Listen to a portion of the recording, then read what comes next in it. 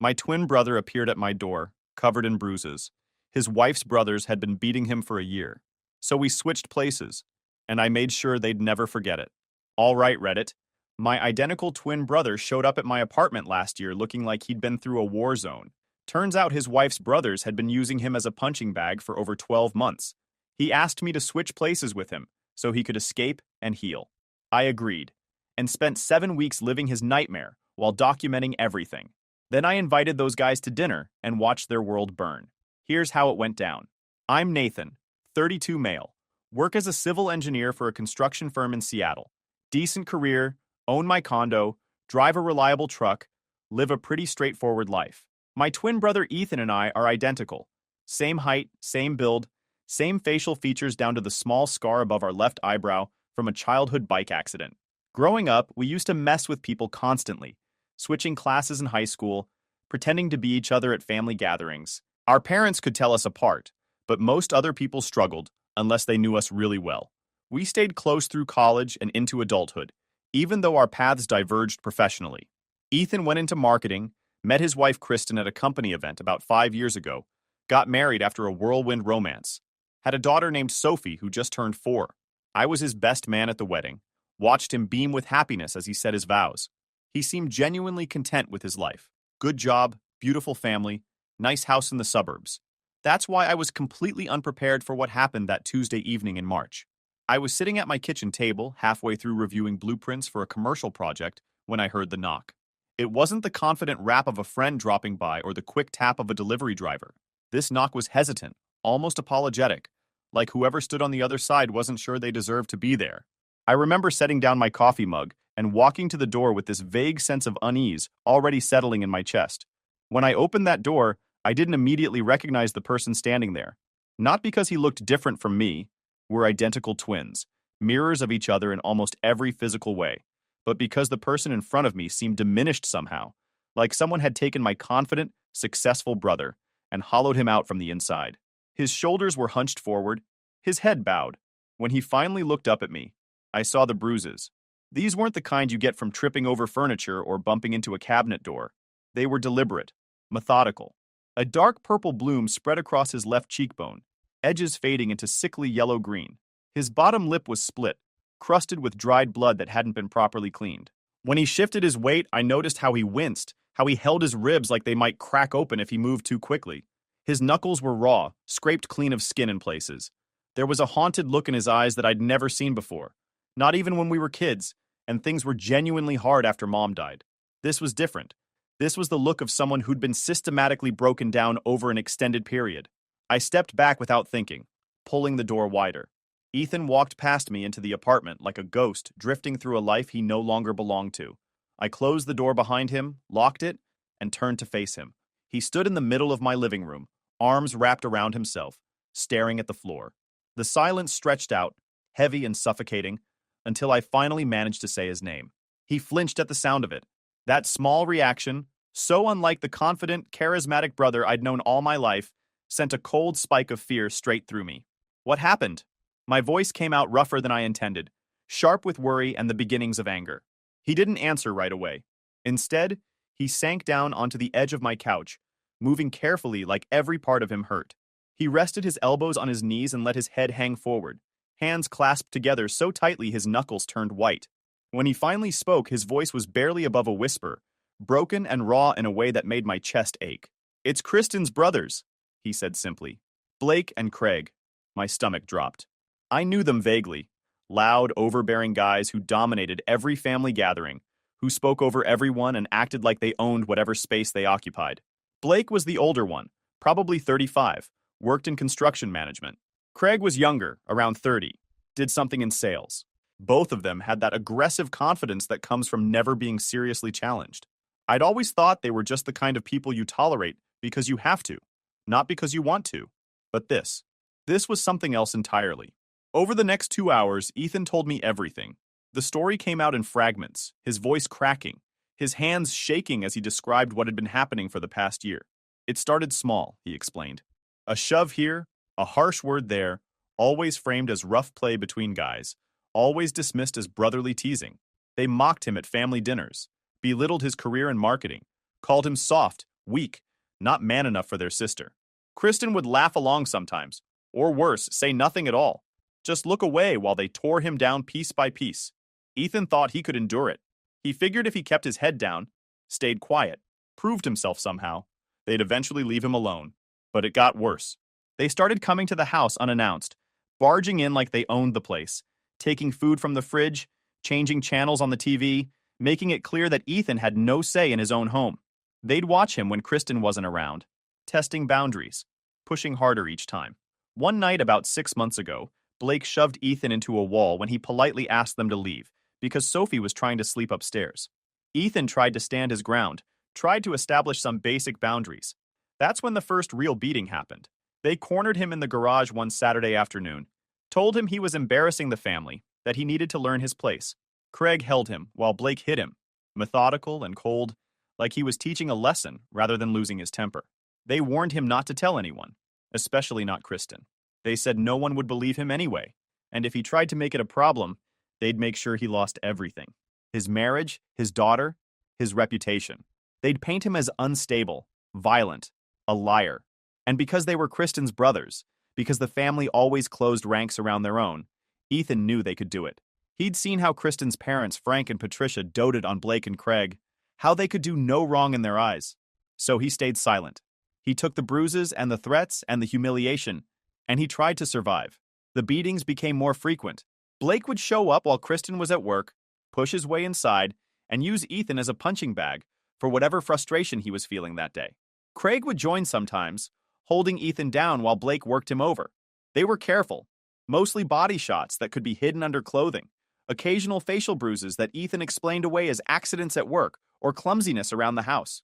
Kristen noticed the bruises but accepted his explanations without question.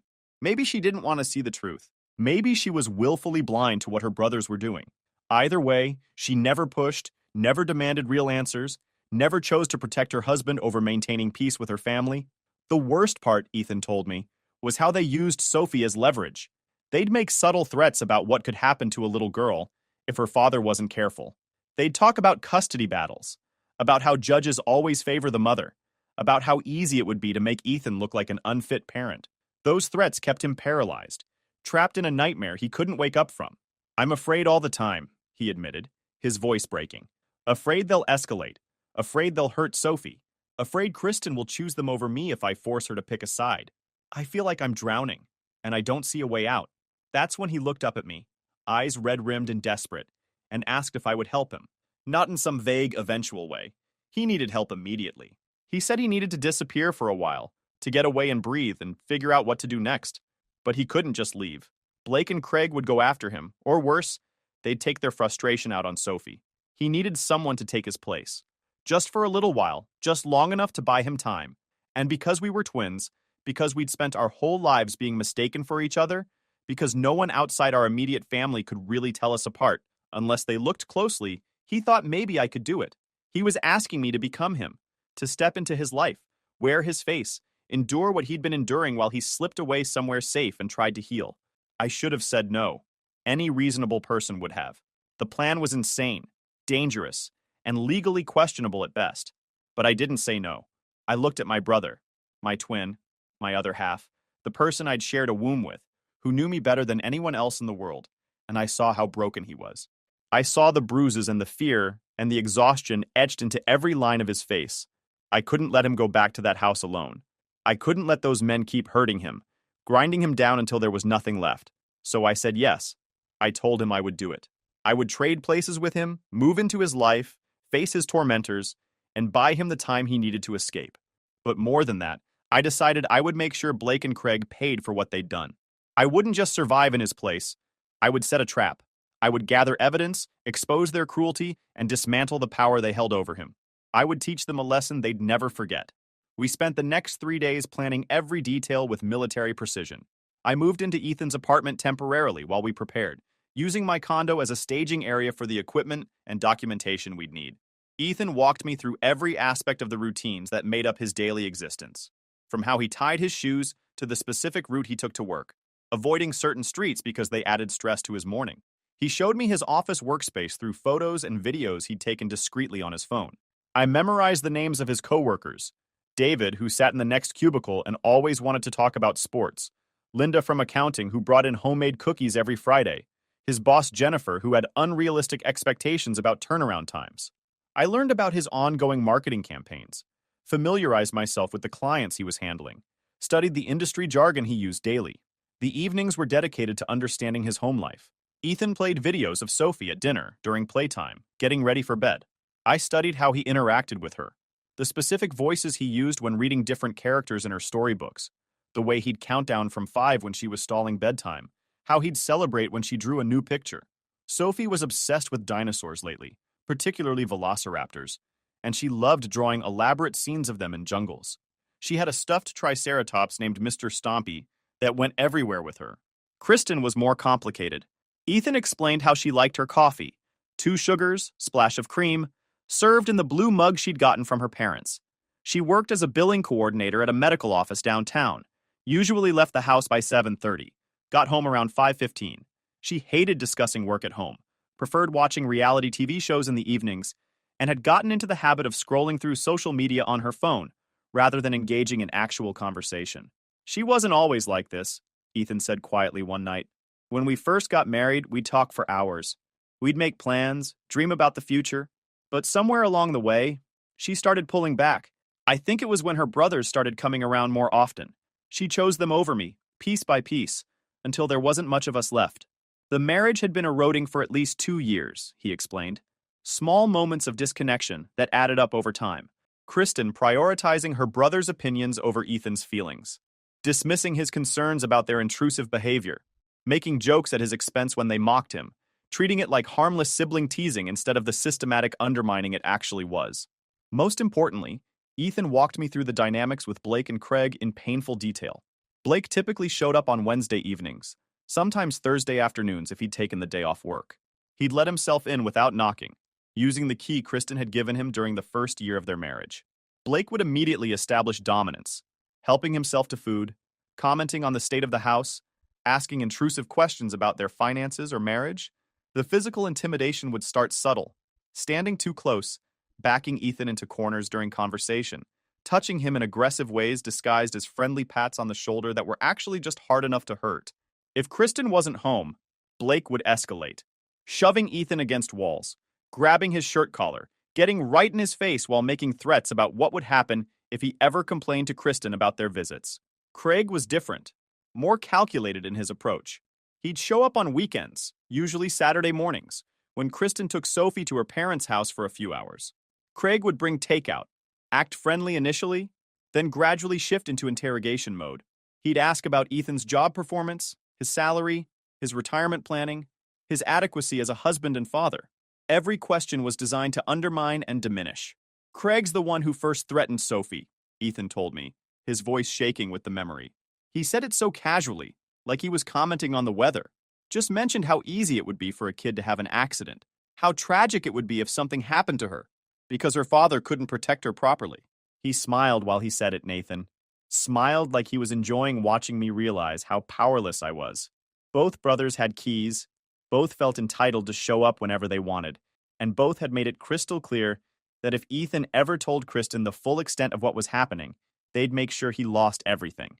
They'd already discussed strategy, how they'd claim Ethan was mentally unstable, how they'd present his inevitable defensive injuries as evidence he was violent, how they'd paint themselves as concerned brothers trying to protect their sister from an abusive husband. It was a calculated campaign of terror, and they'd been getting away with it because Ethan was paralyzed by fear of losing Sophie, and because no one in Kristen's family would believe him over her brothers. I set up hidden cameras throughout the house, small devices designed to look like everyday objects. A clock on the mantle, a phone charger on the kitchen counter, a smoke detector in the hallway, all of them recording continuously to cloud storage that only I could access. I bought a small audio recorder that looked like a pen, kept it in my shirt pocket whenever I was home. I documented everything: the bruises Ethan already had, his account of previous incidents, copies of medical records from an ER visit where he'd claimed to have fallen downstairs. On the 4th day, we made the switch. Ethan cut his hair to match the slightly longer style I'd been wearing. We swapped clothes, wallets, phones, keys. I drove him to a remote cabin I'd rented 3 hours north of Seattle, helped him settle in with groceries and supplies for an extended stay. The place had no connection to either of us. Paid for with cash, off the grid enough that he could decompress without looking over his shoulder constantly. Stay here, I told him as we stood in the cabin's small living room. Rest, heal, process everything. I'll handle Blake and Craig. I'll document everything they do, and when I have enough evidence, we'll destroy them legally. Ethan looked at me with an expression I couldn't quite read. Gratitude mixed with guilt, mixed with something like hope. I don't know how to thank you for this. You don't need to thank me. You're my brother. Now go take a long shower, sleep in a bed where you feel safe, and let yourself heal. I'll check in every few days. I drove back to Seattle that afternoon and moved into Ethan's house. Kristen was at work, Sophie at daycare. I walked through the rooms, familiarizing myself with the space, the layout, the small details that would help me sell the illusion. Family photos on the walls. Sophie's artwork stuck to the refrigerator with magnets. Kristen's reading glasses on the coffee table. When Kristen came home that evening with Sophie in tow, I was in the kitchen preparing dinner. Spaghetti with meat sauce, one of Ethan's standard weeknight meals.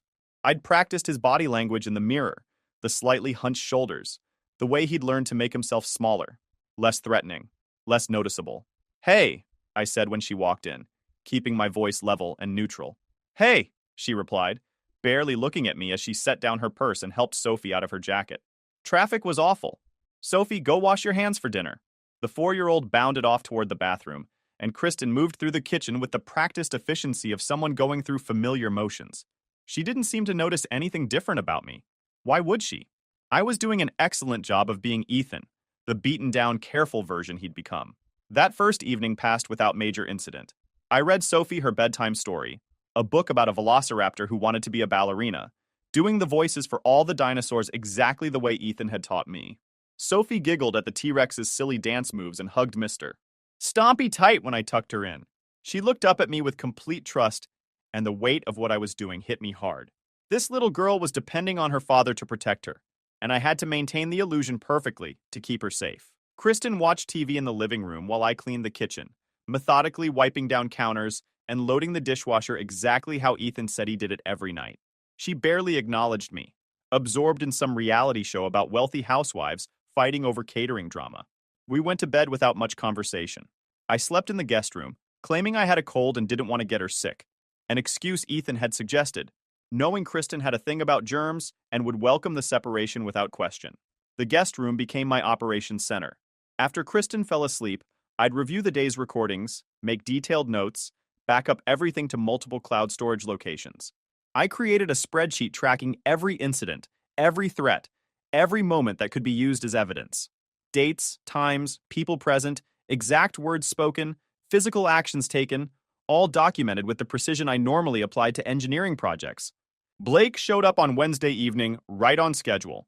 I was home from work around 6, heating up leftovers in the microwave, when I heard his key in the lock. He walked in like he owned the place, didn't knock or announce himself, just strode into the kitchen and grabbed a soda from the refrigerator without asking. Hey there, champ, he said with that condescending tone Ethan had warned me about. Blake was a big guy, 6'2", probably 220.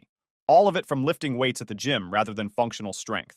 He had that swagger of someone who'd never been seriously challenged, who'd spent his whole life getting away with bullying behavior because he was bigger and louder than everyone else. Rough day at the office pushing papers?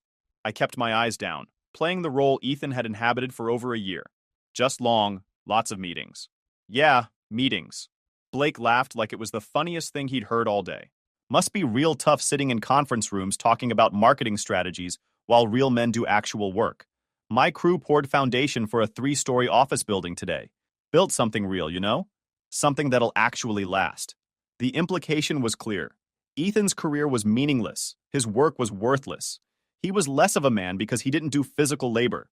It was the same pattern Ethan had described, the same script Blake used to establish dominance and make his brother-in-law feel inferior.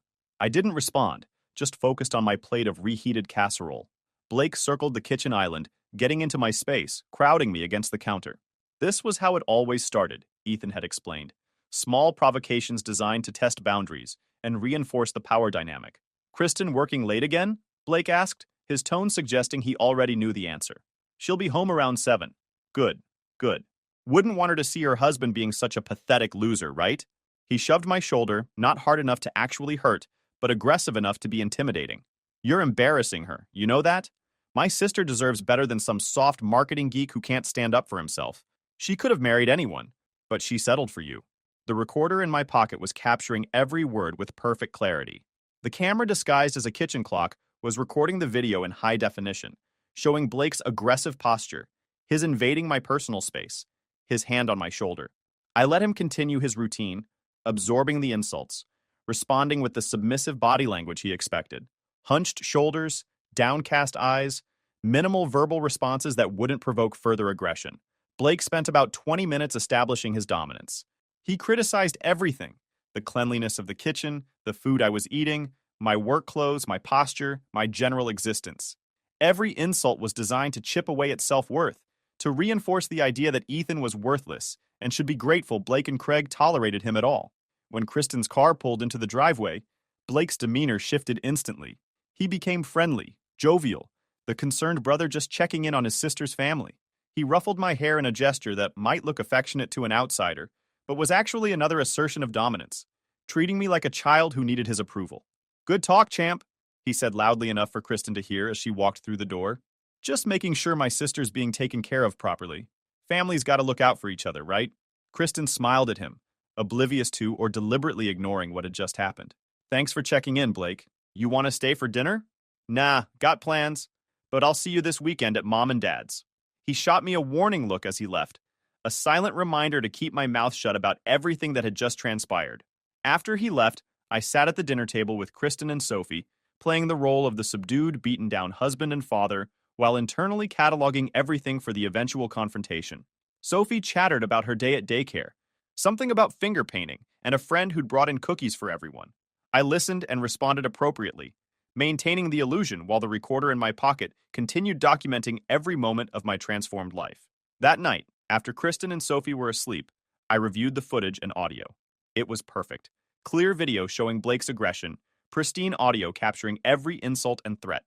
I added it to my growing evidence file, organizing everything chronologically, creating a narrative that would be impossible to deny or dismiss. I went through the same pattern for 7 weeks. Blake showed up twice a week, sometimes alone, sometimes with Craig. They'd let themselves in, mock me, push me around, occasionally escalate to actual violence. I documented everything, every insult, every shove, every punch. The cameras captured it all in high definition.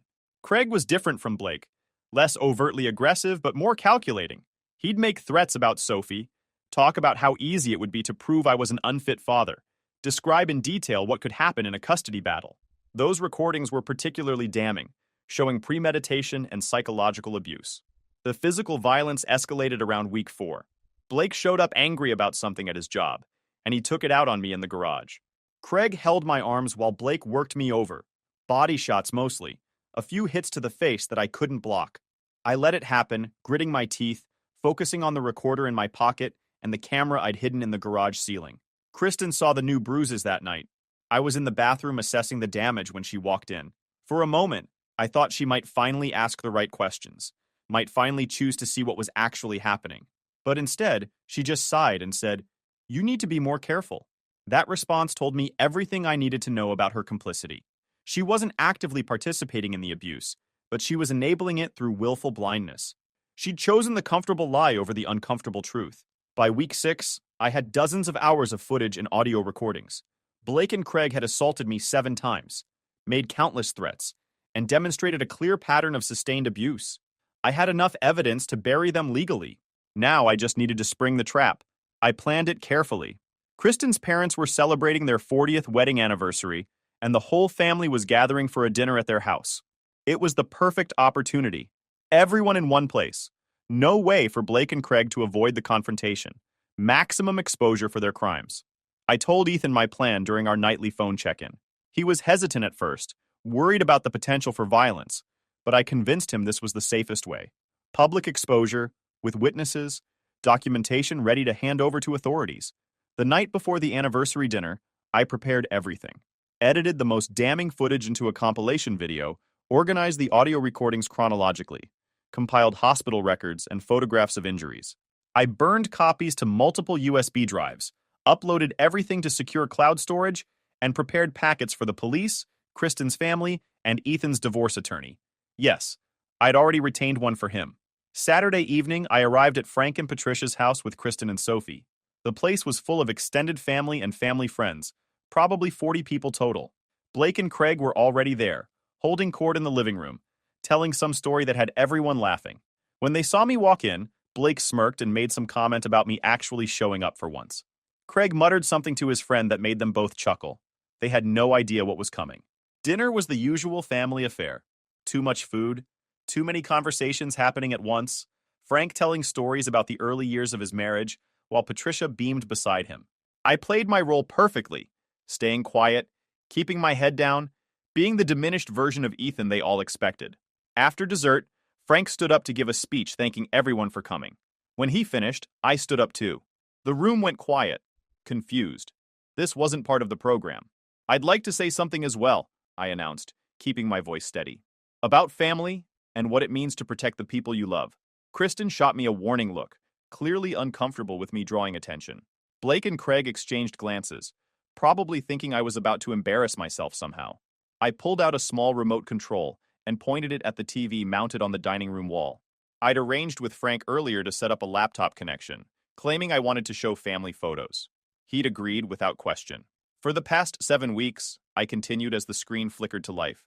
I've been documenting something that's been happening in this family. Something that everyone here needs to see. The first video started playing. Blake entering Ethan's house uninvited, immediately beginning his verbal assault. The audio was crystal clear. Every insult and threat captured perfectly. The room went completely silent as people watched. Patricia gasped. Frank's face went red. Kristen turned pale. Blake started to stand, but his father barked at him to sit down and watch. The compilation continued. 7 weeks of abuse condensed into a devastating 12-minute presentation. Blake shoving me against walls. Craig holding me while Blake threw punches. Both of them making explicit threats about Sophie, about destroying Ethan's life if he ever spoke up. The footage was undeniable, time-stamped, showing faces clearly. Some of the women in the room started crying. Frank looked like he might have a heart attack. Blake and Craig sat frozen, their faces cycling through shock, anger, and finally fear as they realized the magnitude of what they were watching. When the video ended, the silence was deafening. I stood there in front of 40 witnesses and said, Blake and Craig have been systematically abusing Ethan for over a year. They've beaten him, threatened him, terrorized his daughter, and turned his home into a prison. And everyone in this family, everyone, let it happen. Blake exploded out of his chair, face twisted with rage. That's not... You can't. This is taken out of context. Context? I repeated calmly. Please explain the context where it's acceptable to beat your sister's husband and threaten a 4-year-old child. Craig tried a different approach, turning to his parents with desperation. Dad, this is insane. He's making this up somehow. We were just what? I interrupted. Just terrorizing someone for a year? Just breaking multiple laws, including assault, battery, terroristic threats, and criminal trespass? All of which I've documented and reported to the police. That's when I revealed the second part of my plan. 2 uniformed officers walked through the front door. I'd contacted them earlier, explained the situation, provided preliminary evidence. They'd agreed to stand by during the dinner, waiting for my signal. The officers approached Blake and Craig, informing them they were under arrest for assault, battery, criminal threats, and harassment. Blake started yelling about lawyers and false accusations. Craig went pale and silent. Both were handcuffed while their parents watched in horror, while friends and extended family stood frozen, while Kristen sobbed in the corner. As they were being let out, Blake turned to me with pure hatred in his eyes. You're going to regret this. We'll destroy you in court. We'll take everything. I looked at him calmly and said, You already tried to destroy someone for over a year. You tried to break him, to make him feel powerless and worthless. But I'm not your victim anymore. Blake's face went blank with confusion at that last statement, but before he could process it, the officers pulled him toward the door. Both brothers were loaded into patrol cars and driven away. The house was suddenly much quieter, just the soft sound of Patricia crying and people shifting uncomfortably. I turned to the remaining guests. I think it's time for everyone to leave. If anyone wants copies of the evidence for your own understanding of what's been happening, I can provide that. Otherwise, please go. Most people couldn't leave fast enough, offering awkward condolences or apologies, or just fleeing in shock. Patricia approached me before she left, tears streaming down her face. I'm so sorry, she said, voice breaking. I didn't know. I didn't know they were doing this. I looked at her and saw genuine horror in her eyes. Maybe you didn't know the extent of it, I replied, but there were signs. There were moments when you could have asked questions, could have wondered why your son-in-law looked increasingly afraid and beaten down. Those signs were there. Everyone chose not to see them. She nodded, crying harder, and left with Frank, who still hadn't said a word. Soon it was just me and Kristen in the living room. She sat on the couch, face blotchy from crying, and looked up at me with something like hatred. "How could you do this to my family?" she asked, voice shaking. "We're going to lose everything because of you." I sat down across from her, suddenly exhausted, as the adrenaline that had been keeping me going started to fade. "Kristen, your brothers have been beating your husband for over a year. They terrorized your daughter. They turned your home into a place of fear and violence, and you let them. You enabled them. You chose their approval over your family's safety. This didn't happen because of me. This happened because of choices you and your brothers made over and over again." She shook her head, still in denial. "But they were just being protective, making sure you were treating me right." I let out a bitter laugh. "Protecting you from what?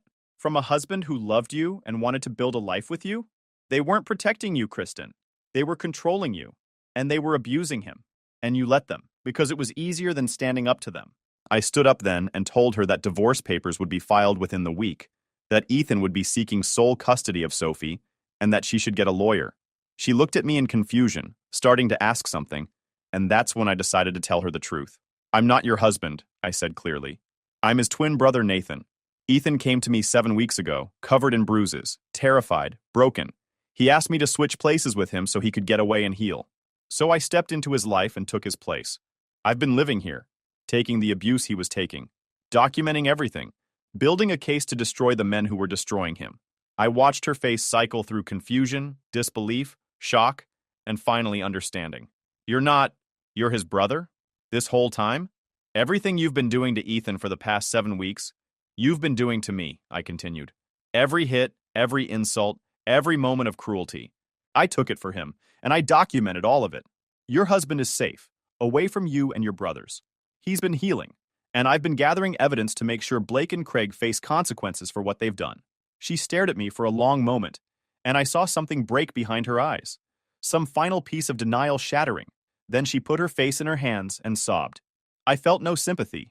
I told her I'd be staying in the house that night, but she should probably go to her parents' place. I went upstairs to the guest room I'd been using. Behind me, I heard her crying, but I closed the door and shut it out. It was done. I'd exposed them, sprung the trap, and they'd walked right into it. Everything else would unfold from here.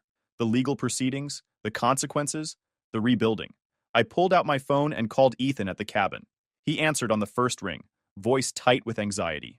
I told him everything, about the dinner, the evidence, the reactions, Blake and Craig being arrested, Kristen's complicity being exposed, how it was finally over. He was silent for a long moment. Then I heard him crying, great, gasping sobs of relief and release. "Thank you," he said when he could speak again. "Thank you. I don't know how to ever thank you enough." "You don't need to thank me," I told him. "You're my brother. I'd do it again in a heartbeat. Now stay at the cabin for a few more days while things settle, then you can come home to your new apartment." I'd already helped him secure a one-bedroom place across town, far from Kristen and her family. A fresh start where he could rebuild his life and have a safe space for Sophie during custody visits. We talked for a while longer, both of us processing everything, exhausted and relieved, and still struggling to believe it was really over. After we hung up, I just sat there in the quiet room, feeling the bruises ache, feeling the exhaustion settle into my bones, and I let myself breathe. The legal aftermath unfolded over the next several months. Blake and Craig were both charged with multiple felonies: assault in the second degree, criminal threats, stalking, and harassment. The evidence was overwhelming. Both eventually took plea deals rather than risk trial. Blake got 18 months in county jail, plus 3 years probation. Craig got 14 months plus probation. Both were ordered to have no contact with Ethan or Sophie indefinitely. Ethan's divorce from Kristen was finalized 4 months later. He got sole physical custody of Sophie, with Kristen having supervised visitation rights. The judge who reviewed all the evidence was appalled at how she'd enabled the abuse, and made it clear in his ruling that Ethan was the stable, protective parent. Kristen's parents, Frank and Patricia, actually reached out to Ethan afterward.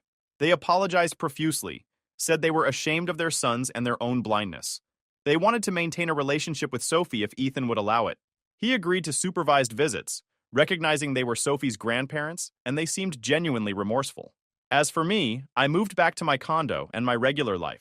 The bruises healed, the soreness faded, but the experience changed me in ways I'm still processing. I have a deeper understanding now of what it means to be truly vulnerable, to be trapped in a situation where asking for help seems impossible. If you enjoyed this video, please hit that subscribe button. It really helps the channel and help us bring you more and better stories. Thanks.